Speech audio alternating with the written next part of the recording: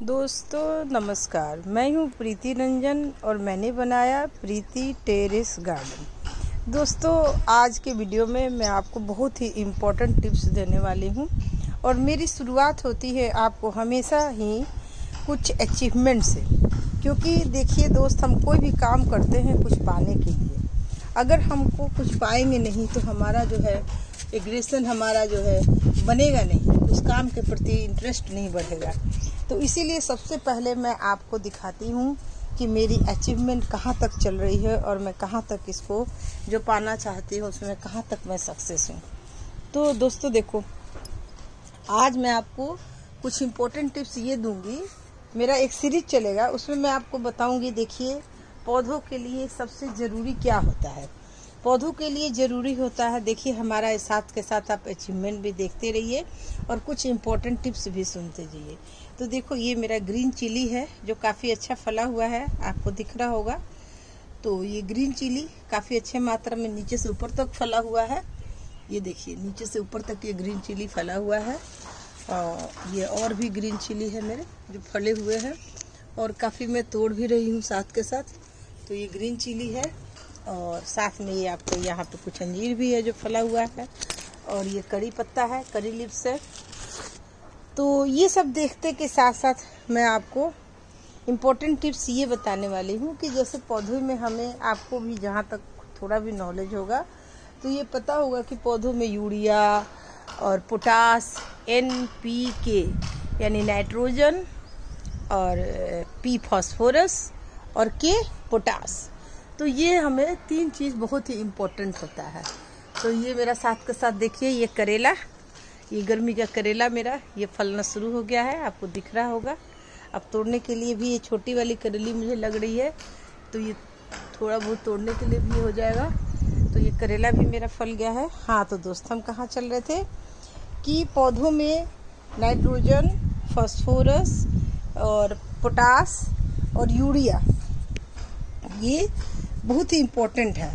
तो जब हम ये नेचुरल फार्मिंग करते हैं जिसमें हम अपने घर के ये कूड़े कचरे इन सब से हम उत्पादन लेते हैं और हम इसमें बिल्कुल भी यूरिया का प्रयोग नहीं करते हैं, तो फिर हमारे पौधों को यूरिया और नाइट्रोजन ये सब केमिकल कहाँ से मिलेगा। और जितनी चीज़ मैंने यहाँ तक देखा है कि जितने हमारे शरीर के लिए जितना इम्पोर्टेंट होता है, जितनी चीज़ें सेम टू सेम हमारे पौधों को भी चाहिए होता है। हमें जितनी मिनरल और जितनी विटामिन जितना भी हमें चाहिए शरीर के लिए, सेम टू सेम हमें पौधों के लिए भी चाहिए होता है। तो ये देखिए, ये मेरा मिर्ची है और ये शिमला मिर्ची मैं तोड़ चुकी हूँ। अब 2-4 निकलता है तो मैं वीडियो नहीं बनाती, बट मैं शिमला मिर्ची भी बहुत अच्छा मात्रा में बड़े बड़े तोड़ चुकी हूँ और ये बड़ा वाला मिर्ची भी है। तो ये सेम भी अभी तक फल रहा है मेरा और इधर भी एक लौकी है। तो ये अचीवमेंट है और साथ में साथ आपको टिप्स देती जाऊंगी मैं कि ये सब अचीवमेंट आप भी कैसे प्राप्त करेंगे। तो दोस्तों, हमें ये बात कर रहे थे हम कि जब हम ये खेती हम बताते हैं कि आप इस तरीके से खेती कर सकते हैं। ये हमारे देखो नए बैंगन के पौधे भी रेडी हो रहे हैं और साथ के साथ ये पुराने भी फ्लावर आ रहे हैं, पुराने में बैंगन फल रहा है।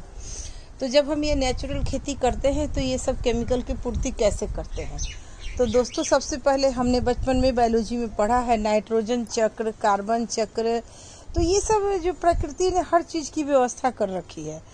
तो नेचुरल जो भी हमारा नेचुरल खेती होता है, तो मिट्टी मेन होता है। मिट्टी, ये देखिए मिर्ची तो कितना स्वस्थ है। तो मेन होता है मिट्टी।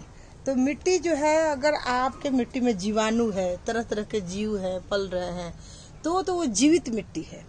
और अगर मृत मिट्टी है, जो मिट्टी मर गया है, जो उसको हम धूल कण कहेंगे, तो उसमें क्या होता है कि उसमें कोई भी जीवाणु नहीं होता है, कोई भी कीट नहीं होता है, पतंगे नहीं होते हैं। तो जब हम केमिकल का छिड़काव करते हैं तो सारे कीट और जीवाणु मर जाते हैं। तो जब हम प्राकृतिक खेती करते हैं तो ये हमारी जीवित मिट्टी हुई। तो जीवित मिट्टी से हम जिंदा चीज़ लेते हैं, हेल्दी चीज़ लेते हैं। तो इसमें केचुआ और तरह तरह के कीट और ये सब होते हैं, तो उनके खाने के लिए हम उनको देते हैं, क्या देते हैं, जो हमारे घर के छिलके निकलते हैं वो हमारे यूरिया बन जाता है। और जो ये सूखे पत्ते और ये सूखे फूल, सूखी लकड़ियाँ, डंडियाँ, ये सब जो हम डालते हैं, ये देखो ये ड्रैगन है, जो कई ड्रैगन बन गया इससे। तो ये सब जो डालते हैं, लकड़ियाँ, सूखी पत्तियाँ, ये कार्डबोर्ड, ये सब हमारा बन जाता है पोटास का काम करता है। तो ये सब जब गल जाता है तो हमको पोटेशियम का काम करता है। अगर वो नहीं रहेगा तो सारे पौधे पीले पड़ जाएंगे। ये गाजर का हमारा बीज तैयार हो रहा है, तो सारे पौधे पीले पड़ जाएंगे। तो अगर हमें पौधे के पत्ते दिख रहे हैं कि पीला पड़ रहा है, तो आप समझ लो, क्या समझ लो कि हमारे पौधों में पोटास की कमी है। देखिए ये नया हमारा तैयार हो रहा है। तो आपके पौधों में क्या है, पोटासियम की ज़रूरत है। तो यानी कि आप सूखे पत्ते और ये सब, आजकल तो पतझड़ में इतना पत्ता गिरा हुआ है हर पेड़ के पास।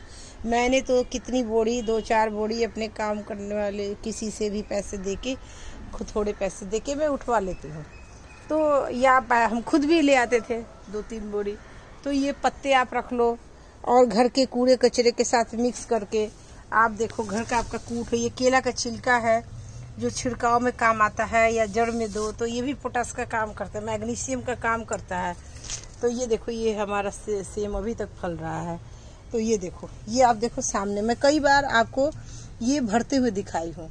तो ये देखो, ये मेरे घर का लौकी का छिलका है, आम का छिलका है, प्याज का छिलका है, चाय पत्ती है, और तब ये फ्रीज आया था तो उसके कूट है जो धीरे धीरे थोड़े थोड़े डाल रहे हैं हम। तो इस तरीके से ये भर गया, ये कचरे से भर गया। अब इसके ऊपर से 2 लेयर, 1 लेयर हम मिट्टी का डालेंगे और उसके बाद पौधे लगा देंगे। भिंडी लगा देंगे, बैंगन लगा देंगे, मिर्ची लगा देंगे। और ये देखिए ये मेरा ये खरबूजा है, फल रहा है, इसमें खरबूजा उगा हुआ है, ये सब अपने आप उगा है, ये सब अपने आप उगा है, ये सब हो रहा है।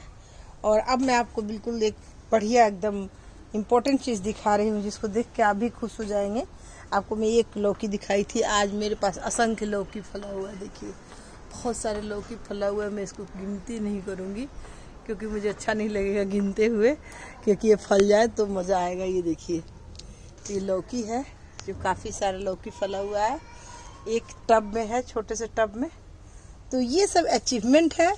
और पोटास का विकल्प आपको मैंने बता दिया कि आप जितने भी सूखे पत्ते, सूखी पत्ते के फूल, सूखी डंडियाँ, लकड़ियाँ, ये सब डालोगे ना। ये देखो ये पोए का पत्ता है, कितना बड़ा अच्छा हेल्दी हो रहा है। ये सब आप डालोगे ना तो पोटास का गल जाएगा ना, तो पोटास का काम करेगा। तो ये देखो ये अंजीर सेक्शन है, सारे अंजीर फले हुए हैं, सारा अंजीर देखिए कितना अच्छा फल गया है। और ये शरीफा है, इसमें भी फूल दे रहा है, शरीफा यानी सीताफल। और ये सेब का भी पौधा है मेरा, ये आरू पीच जो इस साल फूल आया था इसमें। और सारे अंजीर फले हुए हैं।